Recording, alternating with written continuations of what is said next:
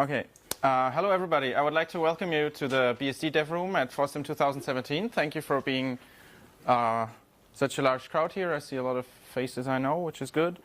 I'm going to tell you as our first talk today in this dev room about how we package source code of programs written in Go in package stores. So first of all, I would like a quick show of hands. Who here knows what package stores is? Okay, so I don't need to explain it for a long time. Who here knows about Go? Most people. That's great. It's awesome. So package stores obviously is the NetBSD packages collection, which doesn't mean it runs only on NetBSD. It means it's maintained by people in the NetBSD project. It contains over 17,000 packages. It's been growing. It's still growing after all these years. And the really cool thing about it is that it runs on 23 different platforms out of the box. So that includes any sort of BSD you might want to throw at it, like NetBSD, OpenBSD, FreeBSD, Dragonfly, Bitrig, whatever. It includes Linux, even Windows. The Bash for Windows thing that they're doing is basically Linux, and Cygwin, I believe, is supported as well. Some cool features that package stores will give you. You can, if you're on one of the mainstream platforms, you can use precompiled binary packages. There's something called package-in, which is a lot like apt-get, so really easy installation, upgrade, and so forth. You can set it up unprivileged. That can be super, super helpful. That means you don't need root for building packages or installing packages or using them. So you could do a container-like thing if you wanted to, like poor man's Docker, so to speak, by having a private package source tree per major app that you just package together, and it doesn't need root access to do anything, which is cool. And there is a separate side project. It's called WIP, Work in Progress. So if you want to get started with package stores after all that I've told you today, it's super, super easy to get an account for that. It uses Git, unlike main package stores, which uses CVS still. And it's very low barrier to entry, and it's really, really very easy to create packages. To go a little more into detail, a package in package stores minimally needs 4 files. There are makefile, distinfo, deskcur, the description, and the plist, the packing list. So the makefile is essentially a bunch of variables that are being declared, and then at the end you include one include line that does all the work. The distinfo is automatically generated. It contains checksums for the file you're going to download. Description is something you need to write. It's 1 or 2 paragraphs describing the package. And the packing list, again, is auto-generated by the infrastructure, is a list of files in the package, basically. And the installation of a package source package, or the build, goes in these predefined stages. So that's a structure that's basically set in stone. But it's worked really well over the years, and it's a good structure. So I probably forgot a bunch of stages here, but first of all, the first stage is fetch, where you download the distribution file, or you copy it from somewhere where you have it in your local repo. Then you check the checksums to verify that you've actually got the correct file with the correct size. Then you build tools. You install dependencies. That goes recursively. Does the same thing for every package you depend on.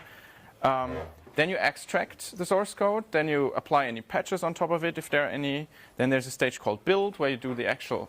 I forgot configure, obviously. There's configure, then build. Then stage install, which is where you install it into a staging directory, the so-called destdir. And then the package stage, which takes whatever is in the destdir, or rather the subset that's in the plist, and packs it together in a package And then package install takes that generated binary package and installs it on your system. Right. Now we switch gears a little bit and go into the world of, Go. So it's a fairly popular programming language, to put it mildly. In fact, it's so popular that tomorrow there's going to be an entire dev room about Go-related topics in the Depage room in the H building. In the world of Go, there is a tool that's also called Go, and the Go tool handles, among other things, fetching, building, and installing Go programs. And let's look at how it does that. Here's a simple example. So I chose a random package. That was the last package I was working on. Don't read too much into it. So what's happening here is you tell it to go get something. I'm sorry, it's a little bit small. The 3 dots at the end is a meta pattern. It's like a star, except it matches subdirectories. So that means I want to install everything that's under this path, download it, and install it. And so GoGet will download that. You notice import paths look like URLs. That's intentional.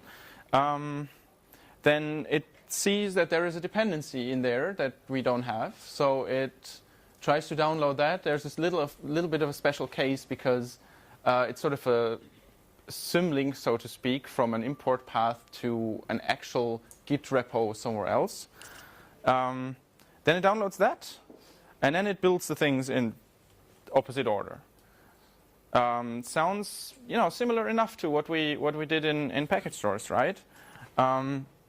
And there's this thing called the Go path at the top. If we look at this Go path that we've just created, you'll notice that there are no two directories called source and package. There might be a third directory called bin if there was a binary. And so source contains the source code for those things that we downloaded, and it's arranged by import path. That's a standard way that Go arranges its source code. And then the package subdirectory has another subdirectory for your platform. So from the same source tree, you could build for as many platforms as you want, and it would not conflict. And then it has, you'll notice it has one level of directories less, because each subdirectory in source is conceptually one package corresponding to one file in PKG. Now, there is some mismatch between that, because it does download, then discover something, then download some more stuff, then discover some more, and then build stuff recursively in the middle. So that doesn't quite fit with the model we have in package stores. Now, there's 2 possible approaches to this. One of them is to basically ignore the ecosystem, to say we only package Go itself. And then tell the user, just run go get something something, and you'll get your binary. And in fact, that is what the people from the Go team have recommended to me. But I think that's unsatisfactory. That's clearly not what you want, because at some point, there is some software that's written in Go that somebody wants to run, and you don't want them to be special snowflakes. You want them to be packages such as all the rest of your system. In package stores, for example, we have a linter called package lint that's written in Go. So it's actually become a quite important topic for a bunch of developers. So let's deal with it. Some more thoughts on this is most of the packages or the individual, say, downloadable units in this Go ecosystem are kind of small and do relatively little. And in that, they're similar to Perl packages, or maybe the Tech Live ones or so. So there's like hundreds of tiny ones. Or if you've ever used Node.js and you've used NPM, like you install some random tool, you do npm install Bower, for example, and then you look in your npm modules directory, and all of a sudden you have 350 modules in there. And it's a little bit like that. Now the binaries, once they're built, they don't depend on anything really, because they're statically linked. Except maybe libc, but okay. And so so once you've built your binary package, you can actually install it without having all the intermediate libraries there. So that's kind of a nice property. So we have a framework in package stores called go-package.mk that allows you to write these packages relatively easily. We're going to go through this Go OVH that we've seen before, see how that works. So first step, when you want to package this thing, we go to its homepage or to its GitHub in this case, and we download the latest release. Oh, look, there are no releases. Yeah, okay. So instead, we search for the latest commit and take that date and take the SHA-1 of the commit, which is an endless hex string, and then we stick that in our makefile. Here's the actual makefile for this thing, except there's one bit missing. So you notice the version number is a little bit awkward. We've chosen a category. We have this weird tag thingy here. And then the more interesting bits for Go specifically is probably this block here. So the Go source path is basically where in your Go path this thing would be placed. So it's the import path you want for that package in the end. And the Go dist base is the directory name that your GitHub download will have, because if you just extract the file, it will not be in the correct directory. So this does a little bit of gymnastics to move it into a newly created Go path, so to speak, to this subdirectory. And then you build, and it looks like this. Again, apologies for the font size. And there's this here happens. Well, of course, there was a dependency. We don't have that package. Wait, you say, I have that package from earlier, right? I downloaded it. But yeah, you don't want that. You want your build to be hermetic in the sense that it uses only dependencies it has actually declared, so that in the end your dependency tree makes sense. So it's clear that it's a good thing that it's not finding it. Now let's add the dependency. We add an include for the build link 3.mk of this package, which conveniently enough already exists. Then we rerun make, and you see it's kind of not very spectacular. It builds. So what happened now? What did this include build link something actually do? So build link is a framework part of package stores. It was written originally for, I suppose, packages written in C or C++. Many of these use autoconf, and if you're trying to package something that uses autoconf, it checks for presence or absence of certain libraries. So if you happen to have an extra library installed that the package may link against, it can add that as a dependency, and then it's not recorded in your package, but the binary does depend on it. So that's a big problem. I think OpenBSD had a long history of sort of purging unwanted dependencies. Package stores did this build link thing instead, and it turns out it works beautifully for Go, because what we do, we create a shadow Go path where we link in the entire source code and also the package files, like the entire contents of all the declared dependencies.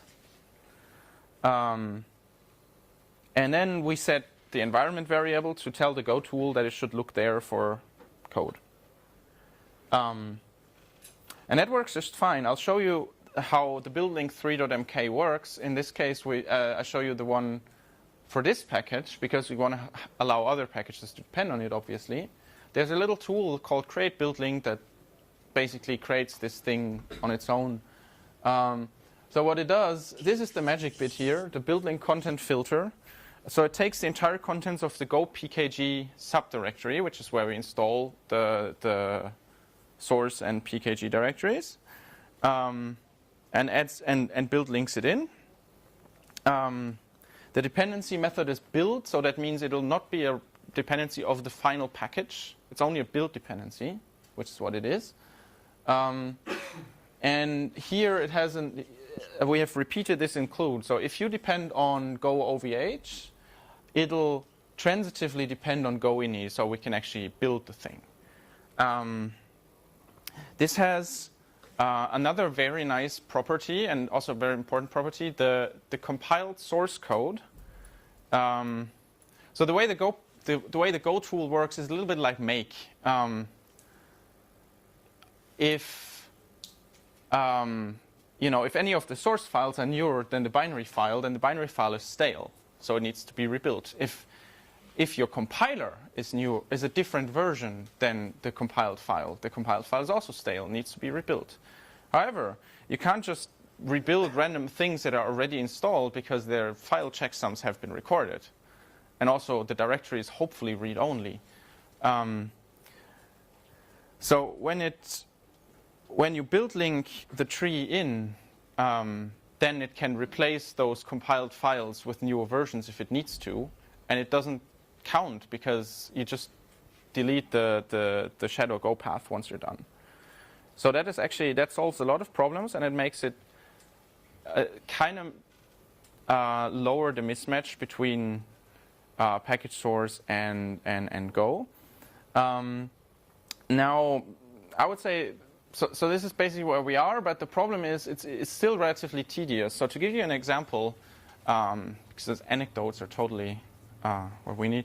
To give you an example, I'm working on something called Caddy. It's a web server written in Go, very high performance, very cool project, encryption built in, zero config, and so on. Has hundreds of other Go packages that it depends on. And if you package them one by one, then you're going to be like me 2 months later still packaging things. So yeah, this could be automated, right? As the next logical step in this direction. However, it's not trivial. You've seen a lot of metadata that I've manually added, basically. Like, because there was no release, finding the latest commit and date and so on and putting that in. The comment, which I have mentioned, is a one-line description of the package. I don't know where to get that from. What's the license of the package? So unlike Perl packages, there's no manifest that has these things recorded in a neatly consumable way, which is very sad. Then the long description, readme.md files sometimes leave a lot to be desired. You can't just take the first few paragraphs and say, this is my description. That doesn't work well. Then the whole canonical import path versus source code location, that the tooling can help you. So you saw the Go tool discover where the thing actually is. You can use that programmatically.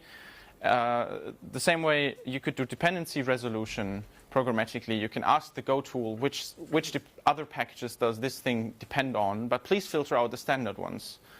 And then you match that against packages you have already in your tree, so you can write the depends files. That would be maybe a worthwhile first step. Then some of those have extra dependencies for testing. Unfortunately, package source doesn't have a concept of what OpenBSD called regress depends. So you can't say package XY is only used for the regression tests. The way I've been doing that is I put it in the build dependencies in the make file, but not in the build link file. But it's probably not the greatest solution. Sometimes things that depend on C libraries, like you have Go wrappers that, wrap a C library. So I've previously written such a thing for Perl packages, actually. It was called cpan to port, or cpan to package on the package source side. So maybe I should tackle that at some point. Would be a worthwhile thing to do, I think, because the Go ecosystem is large and has many interesting things that may not be known enough in like the circle of people who are likely to use, say, NetBSD. But there's some cool stuff in there. And so as my last sort of point I'm trying to make, and that I also promised I would make in the description of this talk, is as an upstream author, like as the author of a Go package, what can you do to make it easy to package the software that you have written? So my first point is give us releases, please. Like, a lot of the Go community never releases anything. They just push on GitHub continuously. And if you do releases, please also do release notes, because we like seeing what changed. Then we've sort of tackled the whole go-get process. So it would be nice if your software supported that. And so I've seen things. I don't remember what project this was. It delivered an install.go and said just compile and run this thing and it'll do the rest. This is not likely to work, unfortunately. And the most horrible part is when your software during build, for example, this install.go, during build decides to download more stuff. That does not fit at all with the hermetic building that we would like to have, and that is just necessary for making any sort of reproducible package out of your code. So don't do this, please. And also, please, some readmes are really bad, as I said. Please put more sensible descriptions. What does your thing actually do? Maybe for just libraries, it might be more fruitful to look at the Go doc output, because many people have crappy readmes but good comments in the code. That might be an idea. And avoid circular dependencies. That's a good one as well. So the go-get works on the level of package, like it builds package by package, whereas package source typically works on a per dist file. So basically all of, for example, golang.org/x/net is one entity for us. And there used to be a circular dependency, it might still be in there. There's a package in GoNet that depends on the metadata package from the Google Cloud libraries. And then there's another package in the Google Cloud libraries that depends on something from the XNet repo. So if you try to build first one, then the other, you're going to fail. So you have to split one of the two to get rid of the circular dependency. And that's really crappy, so please don't do it. And that's mostly it. Thank you. Here are some links. The first one is the link to this event. You can leave your feedback here. I'll upload the slides a little bit later. Then package source org.